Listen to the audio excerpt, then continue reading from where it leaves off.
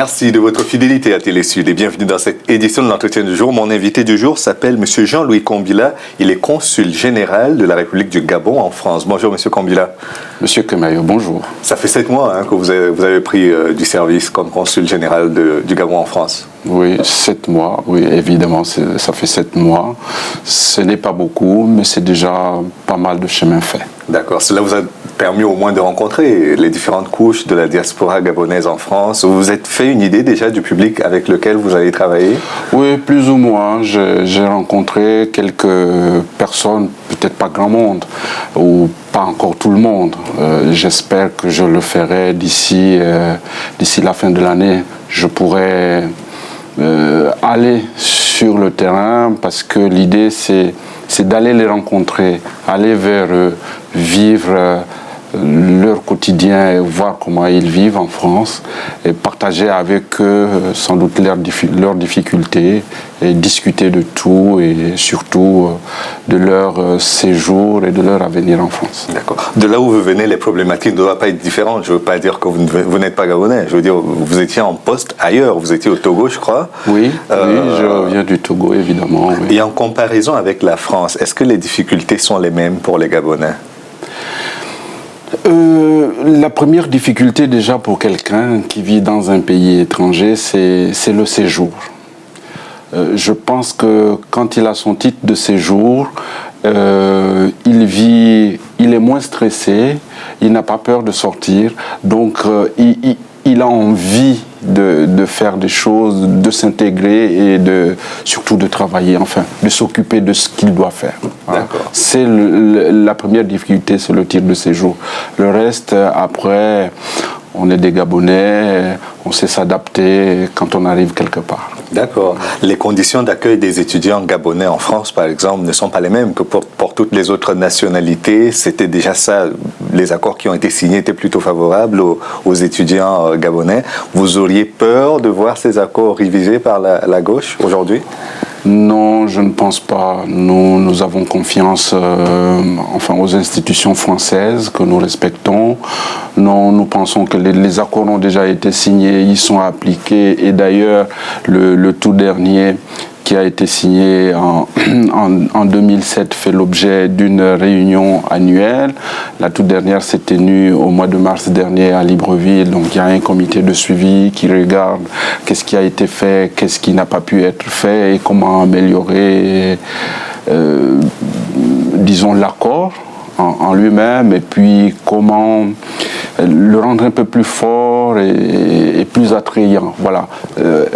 En somme, c'est comment faire pour faciliter le séjour des Gabonais en France. J'enfonce une porte ouverte, mais vous avez dû entendre, comme la plupart des personnes qui ont suivi les élections en France, que le président Hollande est plutôt favorable à l'accueil des étudiants étrangers. Est-ce que vous allez demander qu'il augmente le quota des étudiants gabonais qui sont accueillis sur le sol français?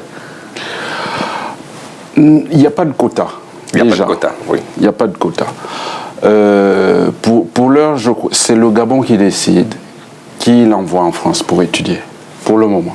C'est vrai que les étudiants en font la demande, les gens en font la demande pour venir étudier en France. Il n'y a pas de quota et par conséquent, il n'y a pas de limitation en tant que telle. Il suffit de remplir les conditions qu'il faut au départ du Gabon pour venir en France. Et voilà, c'est plus simple. Très bien. Mais il n'y a pas que des étudiants qui partent du Gabon pour la France. La communauté doit être large. Vous vous êtes fait une idée déjà du nombre de Gabonais et des secteurs dans lesquels ils s'activent en France? Oui, c'est vrai qu'on a tendance à penser que le consul général ne s'occupe que des étudiants. Non.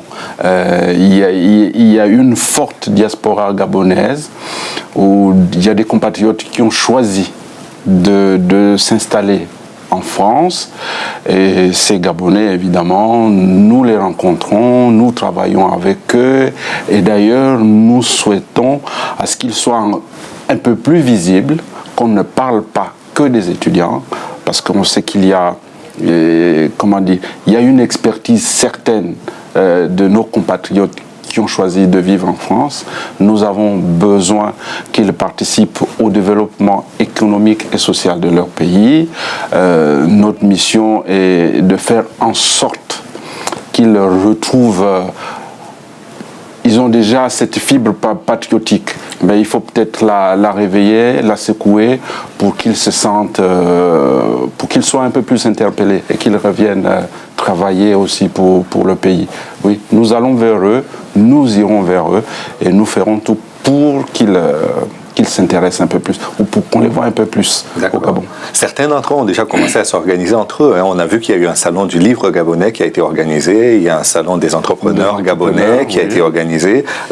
Quand vous arrivez dans cette mouvance, là vous vous dites, on les accompagne ou on les observe simplement? Non, on les accompagne. On ne peut pas se contenter de les observer, non. On les accompagne et ce que je leur dis, c'est que nous sommes à leur côté. Et nous serons encore à leur côté un peu plus souvent, peut-être que d'habitude, et que nous sommes disposés, en tout cas, à les accompagner à tout moment, et pour, pour tout ce dont ils ont besoin. Je sais que le reproche qui nous a été souvent fait, c'est justement ce manque d'accompagnement, le manque d'information. Mais ce que j'ai envie de leur dire, c'est que les équipes ont changé. Nouvel ambassadeur, nouveau consul général. Voilà, et que la nouvelle équipe qui est là est ouverte. D'ailleurs, disons, en ce qui concerne le consulat, la porte du consul général est ouverte à tout le monde. Ils peuvent venir quand ils veulent, discuter de tous leurs projets et de tous leurs problèmes, de toutes les façons. D'accord. Et s'il fallait faire une espèce de géographie ou de topographie de la population gabonaise vivant sur le sol français, elle est plus concentrée en région parisienne ou elle est éparpillée sur l'ensemble du territoire français? C'est vrai que le plus grand nombre se trouve en région parisienne. Bon, parce que c'est Paris et la concentration qu'il y a à Paris, c'est surtout, en majorité, c'est des étudiants. Pour les écoles et c'est peut-être aussi pour les commodités. Bon, mais c'est Paris. Mais n'empêche qu'il y a certaines villes quand même qui ont un nombre assez important de personnes.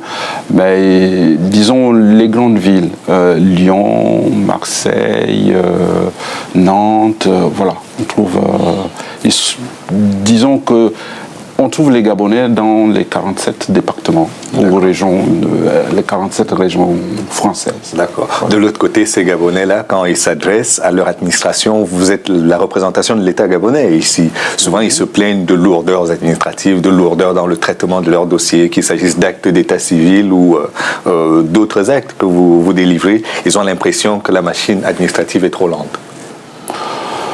Non, je pense que c'est le plus souvent, c'est par le manque d'information. C'est vrai, la machine peut être lourde, mais je ne pense pas. C'est plus des incompréhensions que la lourdeur de la machine. C'est-à-dire que quand on vient demander, par exemple, le renouvellement d'un passeport ou l'acquisition d'un premier passeport, ça peut prendre combien de temps à l'ambassade?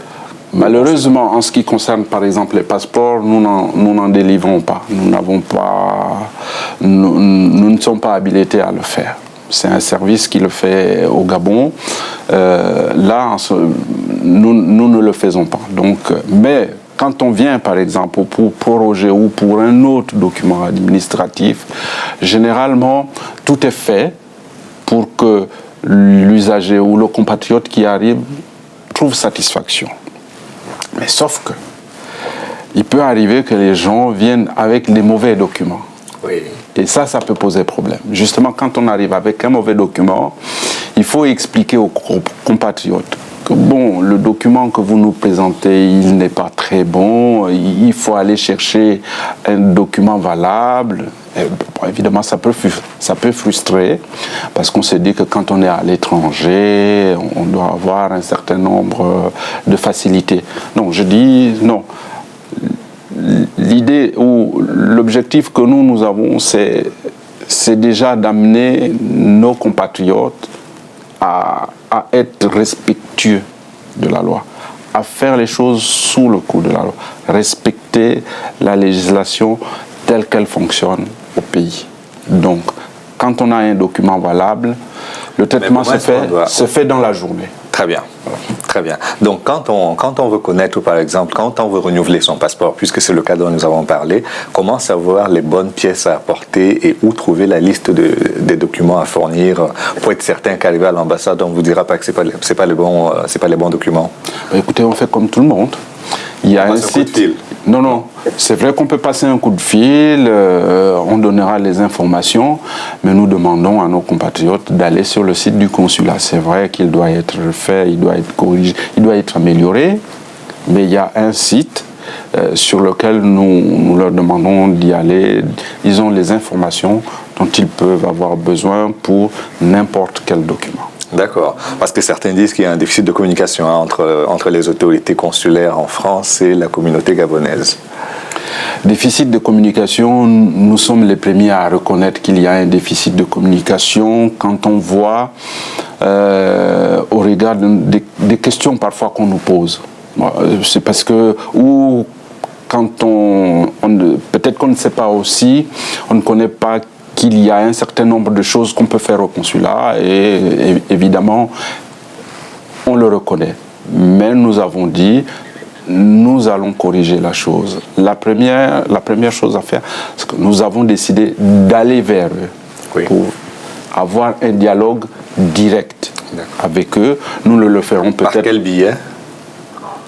Par le site internet, ça c'est évident. Non, par le site internet, non, c'est en allant, en organisant des rencontres. D'accord. Voilà. Le 26 mai prochain, par exemple, l'ambassadeur et moi serons à Toulouse pour rencontrer la communauté de Toulouse et de ses environs. Voilà ce genre de rencontres que nous organisons pour passer le message, discuter et donner un certain nombre d'informations. En dehors de la fête nationale du Gabon, est-ce que vous avez d'autres occasions de rencontrer les Gabonais de façon décontractée en France ? Écoutez, le plus simple, c'est de participer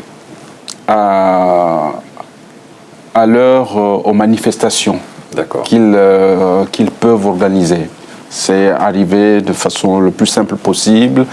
Et pendant la CAN, par exemple, il y a une compatriote qui a organisé un tournoi. Nous y sommes allés sans publicité. Voilà, sans publicité. Nous étions là au milieu de compatriotes. Nous avons discuté avec eux. Voilà, sans protocole et sans retenue. D'accord. Ben, nous vous souhaitons que ça se passe, que ça continue dans ce sens-là, parce que, comme je vous le disais, c'est important que ce lien-là s'établisse entre la représentation de l'État et les ressortissants du pays sur place ici. Ben, nous le souhaitons vivement et nous ferons tout pour que le lien soit maintenu. Merci beaucoup, Monsieur Jean-Louis Kombila. Je rappelle que vous êtes le consul général de la République du Gabon en France. Merci d'être venu. Je vous remercie, Monsieur Koumaï. Et merci à vous d'avoir suivi cette émission jusqu'à son terme. Rendez-vous demain pour une autre édition de l'Ancien Jour. À bientôt.